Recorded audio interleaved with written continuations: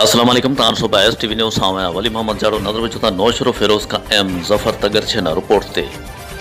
नाज़रीन national press नौशर Firoz जी नई party साल 2022 लाइ चूंडी वई जंहिंमें सदर एम जफर तगर सीनियर नायब सदर ज़मीर लुंड नायब सदर शाहिद अहमद खानज़ादा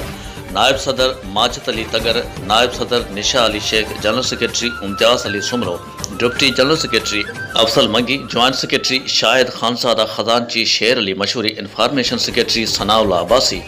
ऑफिस सेक्रेटरी आदिल अब्बासी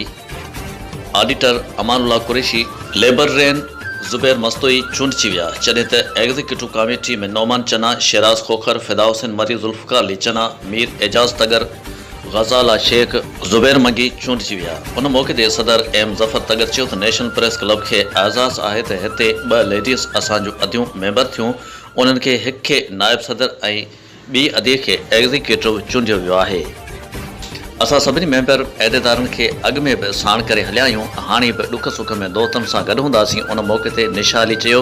त असांखे ॾाढी ख़ुशी थी आहे जो नेशनल प्रेस क्लब जे साथियुनि असांखे उहिदो ॾिनो। असां पंहिंजे औरतुनि भेनरुनि खे मैसेज था करियूं त अचो सहाफ़त जी दुनिया में पंहिंजे भेनरुनि खे तकलीफ़ुनि मां कढो, छो त साफ़ी मुआशिरे जी चौथी अख आहिनि। असां बि साफ़ी साथियुनि सां गॾिजी हितां जे ग़रीब मज़लूम औरतुनि जो आवाज़ आला ऐवाननि ताईं पहुचाईंदासीं।